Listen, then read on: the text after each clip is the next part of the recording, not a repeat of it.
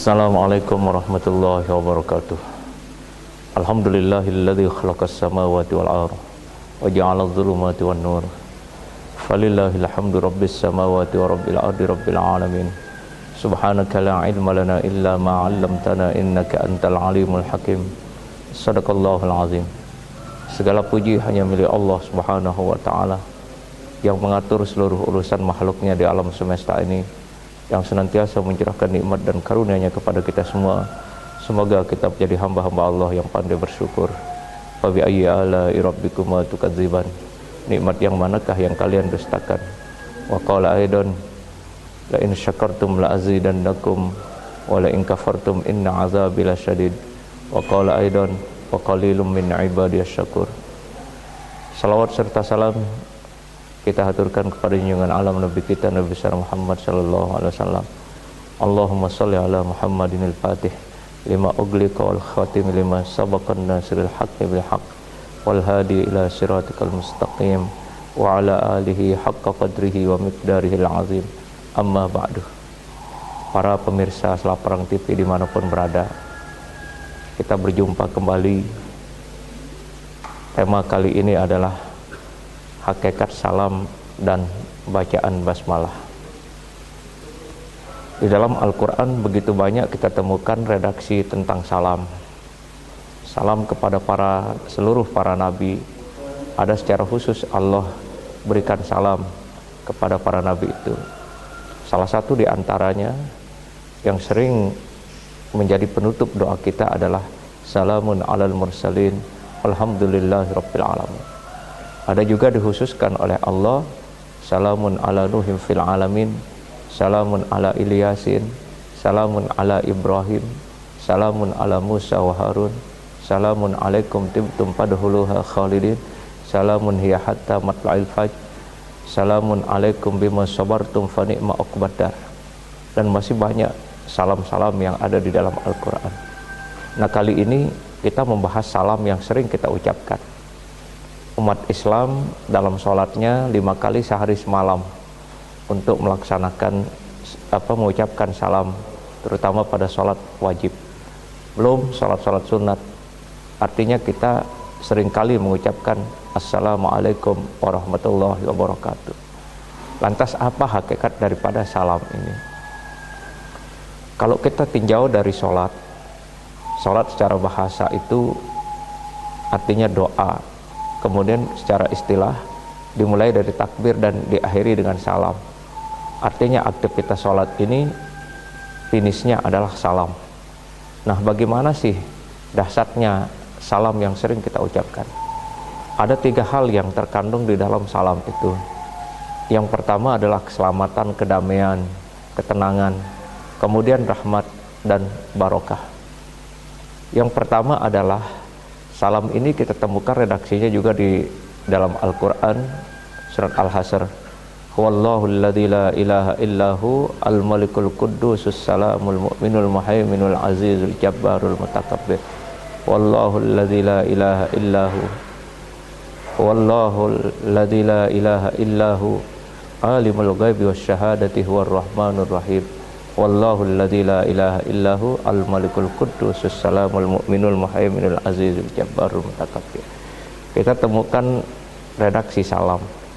Salam itu adalah bagian daripada asma Allah, nama Allah itu sendiri, dan sekaligus sifatnya Allah Subhanahu wa taala yang memiliki makna kedamaian, kesejahteraan, pemilik kedamaian dan kesejahteraan. Artinya kalau kita banyak menebarkan salam, maka peluang untuk meraih kedamaian di atas muka bumi ini sangat luas dan sangat besar. Maka sering-seringlah menebarkan salam, karena salam itu adalah bagian daripada kedamaian dan keselamatan kita. Ada beberapa ungkapan para ulama. Hakikat daripada salam itu adalah pertama, melahirkan kedamaian hati, melahirkan kedamaian pikiran, melahirkan kedamaian pendengaran, penglihatan, kemudian melahirkan kedamaian di dunia ini, kedamaian di alam barzah, dan kedamaian di alam akhirat. Orang yang sering mengucapkan salam dipastikan hatinya akan tenang, Karena apa? Setiap orang yang beriman kemudian ketemu satu sama lain, kemudian membentangkan tangannya, lalu kemudian saling bersalaman, maka dari sela-sela jari tangannya itulah Allah gugurkan dosa-dosanya. Tentu dengan demikian hati ini akan terasa tenang. Ada orang yang temperamen, marah sekali, kemudian mencaci-caci orang atau memfitnah, menyakiti orang lain dengan ucapannya, bahkan ingin sekali memukul orang lain. Tapi ketika maaf dan kemudian dibentangkan tangan mereka, maka akan terasa kesejukan. Emosi yang tadi meluap-luap, kemudian amarah yang tadi membara itu, seketika waktu itu ketika ketemu tangan sama tangan dengan ikhlas, maka marah dan emosi tadi langsung lenyap. Ini salah satu bukti bahwa salam itu akan melahirkan kedamaian hati. Maka jagalah salam ini dan jadikan dia juga menjadi zikir kita, supaya tetap kita merasakan kedamaian dan ketenangan.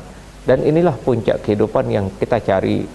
Inilah hakikat hidup yang kita cari, tenang dan damai, bahagia di dunia, bahagia di alam barzah, dan bahagia pula di akhirat. Kemudian yang kedua, salam itu melahirkan ketenangan pikiran. Kalau kita mengucapkan salam, insya Allah pikiran kita tenang. Kenapa tenang? Karena dari ungkapan itu sudah terjadi koneksi antara pikiran orang lain dengan apa yang kita ucapkan. Koneksi itu adalah akan melahirkan ketenangan pikiran. Coba saksikan kalau kita saling salaman, kemudian diawali dengan mengucapkan salam, pikiran kita mulai berubah, diinstal pikiran kita. Yang tadinya ruwet, yang tadinya sumpek, yang tadinya sempit, tapi dengan aura dan getaran salam itu, koneksi salam itu mampu menginstal pikiran kita. Maka begitu dahsyatnya, jarang sekali diteliti kalimat salam ini. Coba kalau kita teliti secara spiritual, subhanallah, semakin banyak kita menebarkan salam di muka bumi ini, semakin damai juga bumi ini. Tumbuh-tumbuhan akan damai, kemudian binatang-binatang akan damai. Kenapa?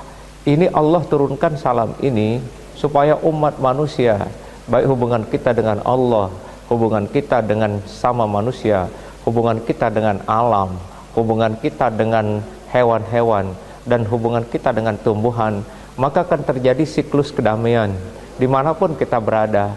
Kenapa?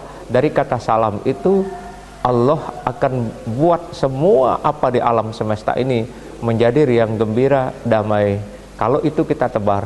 Tapi sekarang ini kan jarang sekali kita ketemu dengan sama muslim, enggan mengucapkan salam. Woi, anong be, mau kemana? Halo, how are you? Ini kan bahasa-bahasa yang tidak bisa menginstal hati kita, tidak bisa menginstal pikiran kita. Coba saja kalimat Assalamualaikum warahmatullahi wabarakatuh. Itu seketika rahmat Allah turun, kedamaian itu turun, dan barokah itu turun. Bahkan bukan itu saja, serentak sorak-seria para malaikat itu bermohon kepada Allah supaya orang yang menebar salam tadi itu akan dimohonkan ampunan oleh Allah, dimohonkan keselamatan, dimohonkan kedamaian, dimohonkan barokah. Oleh siapa? Oleh para malaikat. Maka ucapan salam itu akan melahirkan ketenangan pikiran. Yang ketiga, ucapan salam itu akan melahirkan ketenangan pendengaran. Jadi kalau orang mengucapkan salam ketika kita duduk santai, maka koneksi salam itu akan menggetarkan telinga kita. Langsung kemudian mengatakan Waalaikumsalam warahmatullahi wabarakatuh. Di dalam sebuah riwayat, orang mengucapkan salam itu langsung Allah memberikan 20 rahmat. Kemudian orang yang menjawabnya Allah berikan 40 rahmat. Ini nggak main-main. Artinya apa? Coba refleksi salam itu bisa membuat telinga kita menjadi gemetar, membuat telinga kita menjadi tenang dengan ucapan salam. Tapi kalau ada misalnya datang ke rumah kita tiba-tiba nyelonong tanpa ada bahasa basi, apalagi mengucapkan salam, maka akan terjadi refleksi, kekagetan, kemudian kesalahan di dalam hati kita. Yuk, orang ini kok tiba-tiba nyelonong, nggak ada salam. Itu sudah membuat hati kita menjadi kacau. Maka orang yang selalu datang ke rumah kita mengucapkan salam itu, maka para malaikat itu langsung menyambut salam orang ini. Dan ketika orang yang pulang nanti, orang tamu kita pulang dari rumah kita, maka seluruh isi rumah, penghuni rumah itu akan digugurkan dosanya oleh Allah Subhanahu wa taala. Ini dahsyatnya yang namanya salam. Jangan pernah meremehkan salam. Ketemu dengan saudara-saudara kita, rekanan kita di kantor, rekanan kita di pasar, rekanan kita di sawah, rekanan kita di mana saja, jangan enggan mulut ini untuk mengucapkan salam. Karena apa? Kita telah mendoakan saudara-saudara kita untuk dijaga, diberikan keselamatan oleh Allah sepanjang perjalanan mereka. Andaikan umpamanya kita ketemu di supermarket, kemudian kita mengucapkan salam dengan jarak rumah kita itu puluhan kilo. Nah ternyata tiba-tiba di pertengahan jalan ada pusuh mau nabrak kita, tapi karena tadi kita sudah bersalaman, maka pusuh itu dialihkan oleh Allah, tidak jadi dia menabrak kita. Itu salah satu juga doa dari ucapan salam kita. Dan ketahuilah setiap huruf di dalam ucapan salam itu adalah dijaga, dikawal oleh para malaikat-malaikat Allah Subhanahu wa taala. Maka sekali lagi, orang yang datang ke rumah kita kemudian mengucapkan salam, atau kita ketemu dengan teman-teman rekanan kita di jalanan, maka terasa indah kita dengar, terasa indah kita dengar kalimat itu. Subhanallah, coba ini direnungkan secara mendalam. Kemudian hakikat salam itu mampu menyejukkan pemandangan. Jadi kalau orang mengucapkan salam itu secara otomatis, orang yang datang itu nanti akan diperlihatkan indah oleh Allah. Karena apa? Udah ditata kejiwaannya, udah ditata fisnya oleh Allah dengan salam yang tadi. Coba bayangkan kalau ada orang tidak mengucapkan salam, kita masih deg-degan di rumah, pandangan kita sinis kepada orang itu. Yo, ini orang ini kok tiba-tiba datang tidak ngucapin salam. Kemudian pandangan kita selalu meragukan orang itu.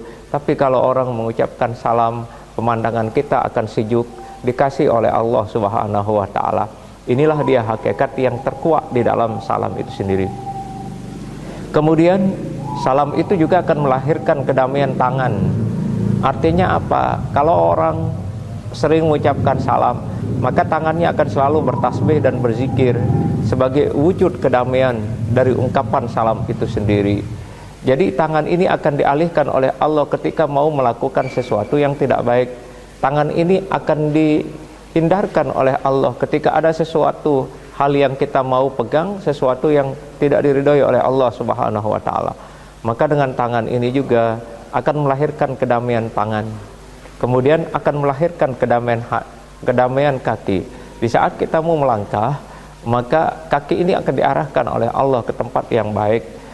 Dengan demikian, maka salam ini juga secara umum akan melahirkan kepribadian orang menjadi lebih baik, menjadi lebih santun, dan kehidupannya damai serta menyenangkan. Kemudian hakikat salam ini juga akan melahirkan ketenangan di alam barzah. Kenapa? Di surga saja itu tertulis, pintu di depan pintu surga itu ada bertuliskan kalimat udkhuluha bisalamin aminin. Kemudian para penduduk surga itu pun disalami juga oleh para malaikat. Salamun alaikum tibtum fadkhuluha khalidin. Kemudian Allah pun juga memberikan salam. Salamun qaulam mir rabbir rahim. Allah juga memberikan salam kepada hamba-hambanya yang khusus. Di situ ada salamun ala Ibrahim. Jadi salam ini juga akan melahirkan kedamaian di alam barzah. Tentunya juga kalau kita banyak mengucapkan salam, maka ketika malaikat mungkar nakir pun ketika akan menanyakan 6 persoalan di alam barzah itu, maka malaikat pun juga akan mengucapkan salam terlebih dahulu. Dan kita pun akan menjawab. Kenapa? Karena ternyata salam itu bukan saja efeknya pada dunia semata, akan tetapi efeknya ketika kita sudah berada di alam barzah yang tidak ada siapa-siapa di situ kecuali kita, dan kita berada dalam perut bumi, maka di situ salam malaikat itu akan melahirkan ketenangan kita di alam barzah. Kenapa? Karena kita di dunia dulu semasa hidup selalu menebarkan salam. Maka salam itu akan terus kita bawa sampai kita akan membuka pintunya surga Allah Subhanahu wa taala, bahkan sampai berjumpa dengan Allah Subhanahu wa taala. Lalu yang kemudian Allah memberikan salam takzim buat hamba-hambanya yang soleh. Nah ini Bapak Ibu dan Saudara, jadi ternyata dahsyat sekali. Kemudian salam ini juga akan melahirkan kedamaian di akhirat. Banyak hamba-hamba Allah yang akan diberikan ucapan selamat. Bahkan para malaikat-malaikat itu pun mengucapkan selamat kepada hamba-hamba Allah yang beriman, yang kemudian diselamatkan oleh Allah dengan ucapan salamun alaikum tibtum fadkhuluha khalidin. Jadi para malaikat itu mengucapkan salam, salam kebahagiaan, salam kedamaian, bahwa kita diberikan kedamaian dan keselamatan selama-lamanya oleh Allah Subhanahu wa taala, dan kita kekal di dalamnya. Nah, kemudian yang kedua, makna daripada hakikat salam itu melahirkan rahmat. Rahmat ini adalah sebuah kasih sayang Allah. Dan inilah yang kita nanti-nantikan ketika rahmat Allah itu selalu hadir dalam sisi-sisi kehidupan kita, selalu menjadi acuan kita di dalam langkah. Rahmat Allah ini besar sekali. Nah, kalau orang menyebarkan salam, banyak mengucapkan salam, maka peluang untuk mendapatkan kasih sayang Allah itu sangat besar sekali. Nah, apa bentuk kasih sayang Allah? Pertama, Allah berikan kita keselamatan dunia dan akhirat. Yang kedua, Allah meridhai kita. Yang ketiga, Allah senantiasa menurunkan ketenangan di dalam jiwa kita. Artinya ketika kita sudah mendapatkan rahmat Allah itu, kita terjaga dan terhindar dari keburukan di dunia ini, terhindar dari kezaliman, baik kezaliman diri maupun kezaliman orang lain. Nah, maka orang yang paling banyak mengucapkan salam, maka dia akan dijaga dan dilindungi oleh Allah Subhanahu wa taala dengan menurunkan kasih sayangnya. Ketika Allah telah menurunkan kasih sayangnya, maka kenikmatan, kebahagiaan hidup di dunia ini akan terwujud bagi siapapun yang diberikan kasih sayang. Nah, bagaimana untuk mendapatkan kasih sayang itu? Ternyata di salam ini sudah tertera di situ. Sangat mudah untuk menjemput kasih sayang itu. Caranya dengan kita banyak-banyak menebarkan salam kepada sesama kita, maka secara otomatis kalimat yang tertera dalam ungkapan salam yang akan melahirkan rahmat itu, maka Allah tidak tinggal diam untuk memberikan rahmat itu, dan rahmat itu akan selalu disuplai bagi orang-orang yang banyak mengucapkan salam. Berbahagialah orang yang selalu mengucapkan salam, rahmat Allah menyelimuti dia, kasih sayang Allah akan menyelimuti dia. Jadi kasih sayang Allah itu tidak akan pernah putus ketika orang diberikan rahmat oleh Allah Subhanahu wa taala, kecuali orang itu mendustakan rahmatnya, kecuali orang itu mendustakan nikmatnya, kecuali orang itu mengingkari apa yang telah diberikan oleh Allah. Tapi sepanjang kita mampu menjaganya, kemudian mensyukuri dengan rahmat Allah, atas rahmat Allah itu, maka Allah akan memberikan kedamaian sampai kita berjumpa dengan dia. Kemudian yang ketiga, hakikat salam itu adalah melahirkan barokah. Sering kita mengatakan, mudah-mudahan rezeki saya ini berkah, mudah-mudahan hidup saya berkah, mudah-mudahan rumah tangga saya berkah. Keberkahan itu adalah terkumpulnya kebaikan dimanapun dan kapanpun kita berada. Al-barakatu ziyadatul khair. Berkah itu adalah bertambahnya satu kebaikan-kebaikan. Maka oleh sebab itu, orang yang selalu mengucapkan salam, keberkahan itu akan dikasih oleh Allah dalam hartanya, dalam kehidupannya, di dalam keluarganya, di semua keadaan. Maka berkah itu akan selalu tampil dimanapun kita berada. Maka jagalah salam itu, supaya berkah itu tetap selalu kita dapatkan. Berkah pada makanan kita, berkah pada kehidupan kita. Karena yang kita cari di dalam hidup ini adalah hidup yang berkah. Apa yang dimaksud dengan hidup yang berkah? Hidup yang kita pakai untuk melaksanakan kebaikan-kebaikan. Ada orang yang diberikan umur yang panjang oleh Allah, tapi hidupnya tidak berkah. Selalu di dalam kezaliman, selalu di dalam kemaksiatan. Bahkan dia menghabiskan waktu siang dan malam.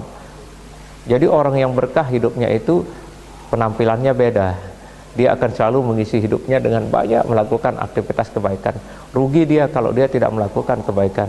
Dia selalu hadir di dalam majelis ta'lim, hadir di masjid, hadir di tempat-tempat orang melakukan kebaikan. Itu pertanda hidup orang itu berkah. Dan kalau seperti ini kehidupan orang, maka insya Allah bidayatuka nihayatuka, baik dia di awal orang itu dan di akhir penghujung kehidupannya, akhir petualangan kehidupannya, insya Allah akan menjadikan dia mendapatkan husnul khatimah. Inilah suatu rahasia yang sangat besar di dalam salam itu. Jadi salam ini adalah rahasia dari sholat kita juga, dan salam ini adalah pengantar gerakan sholat kita, dan salam ini juga adalah akhir dari kedamaian dan puncak kenikmatan yang kita dapatkan. Bayangkan sholat sholat yang kita lakukan ujung-ujungnya adalah salam. Sholat sunat pun juga ujung-ujungnya salam. Orang sholat sunat jenazah itu ujung-ujungnya juga salam. Artinya kenapa sholat ini dikaitkan dengan salam? Kenapa dikaitkan dengan salam dan dia menjadi penutup dari sholat itu? Karena salam ini adalah salah satu ucapan yang kemudian mampu membuat situasi berubah menjadi lebih baik, mampu menggetarkan jiwa-jiwa seorang. Kemudian dengan salam itu akan melahirkan kedamaian di alam semesta ini. Itu sebabnya semakin banyak kita sholat, maka sesungguhnya tersebar kedamaian itu. Tapi jarang sekali kita memaknai hakikat salam itu. Kenapa muncul kemudian ada kalimat juga innas sholata tanha 'anil fahsya'i wal munkar. Muncul ayat ini, sungguhnya sholat itu mencegah perbuatan keji dan mungkar. Ini artinya aplikasi dari salam itu akan mencegah kita untuk melakukan perbuatan keji dan mungkar. Kita sudah mendoakan orang lain untuk mendapatkan kedamaian, mendapatkan rahmat, mendapatkan barokah. Kemudian orang lain pun juga menjawabnya. Semoga kita sama dengan apa yang kita ucapkan. Semoga Anda atau antum yang mengucapkan salam itu dibalas juga oleh Allah dengan kedamaian, rahmat dan barokah. Jadi artinya ada feedback di situ. Hubungan timbal balik antara yang mengucapkan salam dengan orang yang menerima salam. Jadi ketika koneksi antara orang yang memberi dan menerima itu, maka akan terjadi satu peristiwa yang sangat unik. Peristiwa sangat unik itu adalah akan melahirkan satu kedamaian dimanapun kita berada. Oleh sebab itu, maka jagalah salam-salam ini, karena dia akan melahirkan kebahagiaan yang abadi di dalam surganya Allah Subhanahu wa ta'ala. Dan Allah pun akan menyambut kita juga dengan salam damai, salam sejahtera bagi orang-orang yang beriman. Kemudian kita lanjut kepada hakikat basmalah. Rasulullah SAW mengatakan kullu amrin zibalin la yubda'u fiha bismillah fahuwa aqta. Sesuatu perkara yang tidak dimulaikan dengan bacaan basmalah, maka dia akan terputus. Artinya, Bapak Ibu Saudara, para pemirsa Selaparang TV dimanapun berada, sesuatu tindakan yang baik, amalan-amalan yang baik, aktivitas yang baik, kemudian tidak tersandarkan kalimat basmalah, tidak dimulaikan kita dengan kalimat bismillahirrahmanirrahim, maka setiap amal yang kita lakukan tanpa basmalah itu dia akan terputus. Terputus maknanya ini jauh dari rahmat pekerjaan kita, jauh dari barokah pekerjaan kita. Kenapa? Karena kita tidak memulaikan dengan menyebut asma Allah Subhanahu wa ta'ala. Maka Nabi mengajarkan kita setiap aktivitas yang baik yang membawa kemaslahatan dunia dan akhirat, yang memberikan kemanfaatan bagi orang lain, maka hendaklah kita mulaikan dengan kalimat basmalah. Lalu apa sih hakikat basmalah itu? Nabi Isa alaihissalam merilis tafsiran daripada basmalah itu, yang artinya dengan nama Allah yang maha pengasih lagi maha penyayang. Ar-Rahman itu artinya Rahmanud dunia, Rahmanul akhirah. Kata Nabi Isa alaihissalam, kasih sayang Allah di dunia dan kasih sayang Allah di akhirat. Kemudian Ar-Rahim itu Rahmanul akhirah. Kata Nabi Isa alaihissalam, rahmat Allah atau kasih sayang Allah yang diberikan khusus kepada orang-orang yang beriman di akhirat. Kemudian Imam Muhammad bin Muhammad Al-Ghazali juga menafsirkan Ar-Rahman itu adalah kasih sayang Allah di dunia, kemudian Ar-Rahim ini adalah kasih sayang Allah di akhirat.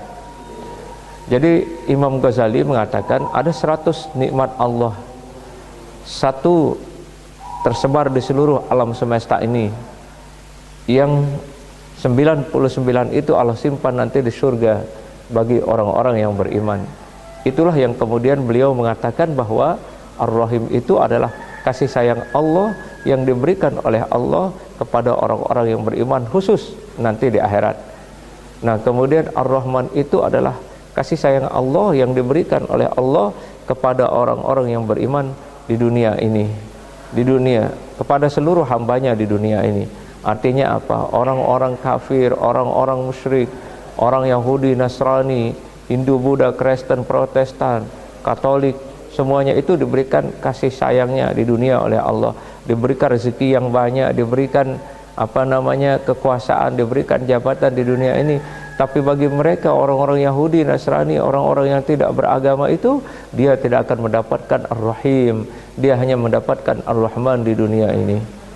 Nah, kemudian kita kembali lagi kepada makna basmalah itu. Ketika basmalah ini diturunkan 700 tahun ditulis oleh kolam, maka seluruh penduduk langit itu sujud menghormati diturunkannya basmalah oleh Allah Subhanahu wa taala. Nah, di mana matahari pun sujud, bulan pun sujud, bintang-bintang pun sujud, langit pun juga bersujud, para malaikat pun bersujud ketika dia menurunkan basmalah ini ke bumi. Maka di situ sungguh luar biasa. Al-Fatihah menjadi induk daripada Al-Qur'an, menjadi Ummul Kitab. Di samping dia menjadi Ummul Quran, dia juga Ummul Kitab, Sab'ul Masani, kemudian Al-Kanzu, Al-Wafiyah, As-Shalah. Itu banyak nama-nama surat Al-Fatihah.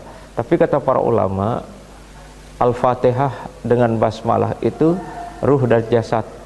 Basmalah itu adalah ruhnya surat Al-Fatihah. Al-Fatihah merupakan kalimat tertinggi di dalam Al-Quran, tetapi di balik surat Al-Fatihah itu yang paling tinggi adalah basmalah. 700 tahun ditulis basmalah ini oleh kolam, yang kemudian diturunkan ke dunia ini. Nah, ketika diturunkan ke dunia ini, maka seluruh benda-benda langit dan bumi ini bersujud menghormati kehadiran basmalah. Maka dengan basmalah ini Bapak, Ibu, dan Saudara, camkan maknanya. Pernah suatu ketika kubur berkata kepada orang-orang yang masih hidup, "Wahai manusia yang ada di atas perutku, yang ada di atas punggungku, maka ketahuilah bahwa tempatku ini sangat gelap gulita, sempit. Kemudian di situ juga akan datang mungkar dan nakir untuk menanyakan beberapa hal. Maka mudahkan urusan mungkar nakir itu dan lapangkan aku serta terangi aku dengan bacaan basmalah yang kita kenal dengan Bismillahirrahmanirrahim." Nah, sebegitu dahsyatnya kalimat Bismillahirrahmanirrahim, sampai-sampai kubur pun mengatakan kalimat basmalah ini adalah menjadi cahaya bagi orang yang selalu membaca basmalah. Sekaligus akan terluaskan kubur kita, dan kemudian akan sangat mudah kita menjawab pertanyaan-pertanyaan mungkar nakir. Inilah kemudian kelebihan atau fadilah basmalah itu. Masih banyak fadilah-fadilahnya, di antaranya basmalah itu salah satu di antaranya ada seorang yang menemukan kalimat basmalah yang kemudian disimpan di lemari, dan setiap dia buka lemari dia selalu semprot kalimat basmalah itu sampai dia meninggal dunia. Apa yang terjadi Bapak Ibu? Ketika dia meninggal dunia, wajahnya bercahaya, kemudian tubuhnya harum. Semua orang yang datang itu kaget. Orang ini biasa-biasa saja. Dia bukan ustadz, dia bukan tuan guru, dia bukan ulama, tapi dia rakyat biasa. Tapi apa keistimewaannya? Dia pernah menemukan kalimat basmalah yang terlempar, yang tergeletak di pinggir jalan, yang kemudian itu dibawa, diusap, kemudian sampai di rumah ternyata disemprot, diberikan minyak wangi. Maka apa yang terjadi? Orang itu meninggal dunia dalam keadaan jasadnya harum, yang kemudian wajahnya bercahaya. Ya, terima kasih atas segala perhatian. Barangkali inilah yang menjadi renungan bagi kita, hakikat salam dan basmalah, yang insya Allah nanti kita akan lanjutkan pada episode yang selanjutnya, karena pembahasan basmalah belum habis dan belum tuntas. Mudah-mudahan dengan sekelumit penjelasan tentang hakikat salam dan basmalah ini akan bisa membuat suasana hati kita menjadi damai, kemudian kita berubah dan kita senantiasa menebarkan salam dimanapun kita berada dan berjumpa dengan siapapun sesama muslim. Terima kasih atas segala perhatian. Mohon maaf atas segala kekurangan. Wa ma taufiqi illa billah, alaihi tawakkaltu wa ilaihi unib, wallahu waliyut taufiq. Assalamualaikum warahmatullahi wabarakatuh.